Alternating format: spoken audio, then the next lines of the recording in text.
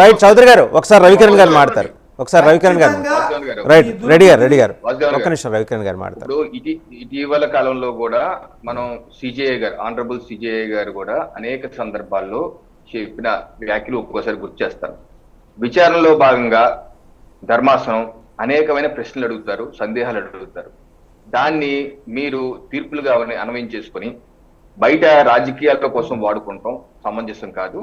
అలాగే ఇటీవల కర్ణాటక హైకోర్టు ఇచ్చి చేసిన వ్యాఖ్యల మీద కూడా అన్నారు. మీరు వ్యాఖ్యలు చేసే ముందు 1-4 సార్లు ఆలోచించుకొని వ్యాఖ్యలు చేయండి, దాన్ని బయట ఏ రకంగా ఉపయోగించుకోండి. సో ఇటువంటి తప్పుదోవలు బట్టి తీర్పు ఇచ్చేసినట్లుగా ప్రచారం చేసి రాజకీయంగా ఉపయోగించుకుంటాం అనేది సమంజసం కాదంటారు. సో మనం ఆగుదాం.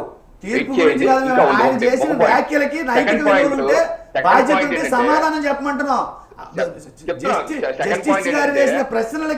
రైట్ ఒక్క నిమిషం అండి లెట్ హిమ్ కంప్లీట్. చంద్రచూడ్ గారు పరువు తీయడానికి, ఆంధ్రప్రదేశ్ పరువు తీయడానికి, హిందువుల మనోభావాలు దెబ్బతీయడానికి ప్రెస్ మీట్ పెట్టారు కదా.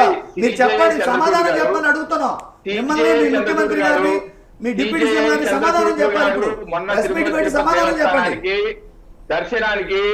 దర్శనానికి వచ్చినప్పుడు వారితో పాటు కొంతమంది నాన్ హిందూస్ అన్య మతస్థులు ఉన్నారని చెప్పి వారితో డిక్లరేషన్ కూడా ఇప్పించి చక్కగా గౌరవ మర్యాదలతో అన్య మతస్థులు కూడా దర్శనం. డిక్లరేషన్ గురించి కాదు ఇక్కడ ఈ విషయంలో జగన్మోహన్ రెడ్డి గారు సుప్రీం వ్యాఖ్యల మీద కిరణ్ గారు టాపిక్ డైవర్ట్ చేయొద్దు. రైట్ ఓకే ఒక్క నిమిషం ఇంకా వివేక్ బాబు కూడా మాట్లాడాలి. చెప్పాలా వద్దా? మత విద్వేషాలని, కుల విద్వేషాలు ఎత్తుకొడతాం, జగన్మోహన్ క్షమాపణ చెప్పాలా వద్దా?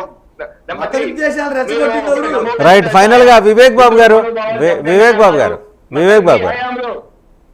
మీ హయాంలో 250 పైకి దాడులు చేశారు కదా. రైట్ ఓకే టైం కూడా అయిపోతుంది. వివేక్ బాబు గారు ఫైనల్ గా could you please conclude. Vivek Babu గారు ప్లీజ్. ఇప్పుడు ఆయన వైసీపీ సారు మెట్లను కడిగే ముత్తైదువులు అంటూ వాళ్ళు సమాధానం చెప్పాలని అంటున్నారు.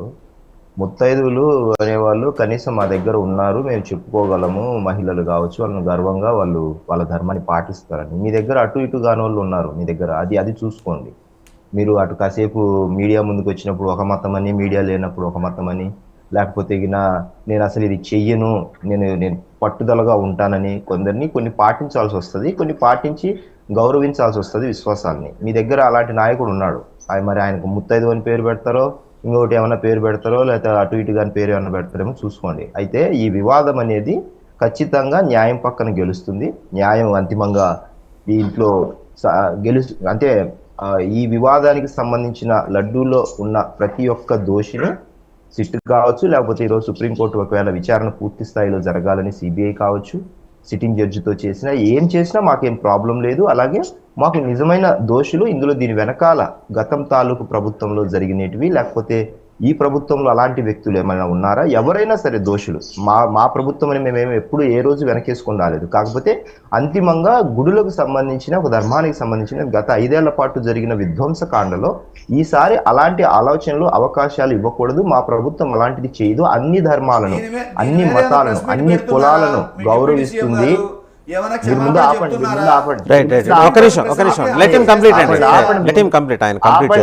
ప్రెస్ మీట్ ఎప్పుడు పెట్టాలో మాకు తెలుసు, కానీ ప్రెస్ మీట్ మీలాగా సంవత్సరానికి 5 ఏళ్ళకి ఒకసారి మీకు నచ్చినప్పుడు వచ్చి ప్రెస్ మీట్లు మీ నాయకుల్లాగా పెట్టం. మేము ప్రతిరోజు ప్రెస్లలోనే ఉంటాం, ప్రతిరోజు ప్రజలకు అడ్రస్ చేస్తూనే ఉంటాము. కావాలంటే వచ్చి చూసుకోండి, కావాలంటే వచ్చి మీకు డేటా కూడా పంపిస్తాను. సో ఈ ప్రభుత్వంలో అలాంటి తప్పులు జరగవు ఎట్టి పరిస్థితుల్లో. ప్రతి నిమిషము ప్రజల కోసం పనిచేస్తాం, బాధ్యతగా పనిచేస్తాము. తప్పులుంటే నిజాయితీగా ఒప్పుకుంటాం కూడా, అది కూడా చెప్తున్నాం. మేము ఒకవేళ మా సైడ్ నుంచి, మా పార్టీ తరఫు నుంచి కానీ మేము ఏమన్నా తప్పులు చేసినా కూడా ప్రజల ముందు ఖచ్చితంగా ఒప్పుకుంటాం. అందులో మాకు ఎలాంటి భేషజాలు లేవు. కానీ మీలాగైతే పరిపాలన చెయ్యము. తప్పు చేసినా దాన్ని సమర్థించుకుంటూ, లేకపోతే ఇదే రైట్ అని ప్రజల మీద రుద్ది ఒప్పించి, లేకపోతే కేసులు పెట్టి తన్నిచ్చి గొడవలు పెట్టే టైప్ అయితే కాదు. సో మేము అన్ని విషయాలకు ప్రజలకు బాధ్యతాయుతంగా పనిచేస్తాము.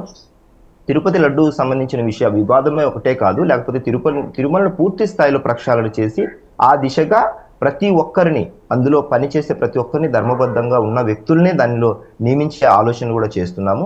ఎట్టి పరిస్థితుల్లో ఆలయ పవిత్రతకు భంగం కలిగించకుండా, అలాగే అన్ని మతాలకు ఎవరికి ఇబ్బంది వచ్చినా కూడా మా అధినేత పదే పదే చెప్తుంటారు, ఎవరికి ఎలాంటి ధర్మం ప్రకారము లేకపోతే వారి మతాలకు సంబంధించిన ఎవరికి ఎలాంటి కష్టం వచ్చినా కూడా అందరినీ సమానంగా చూసేది లౌకికవాదం.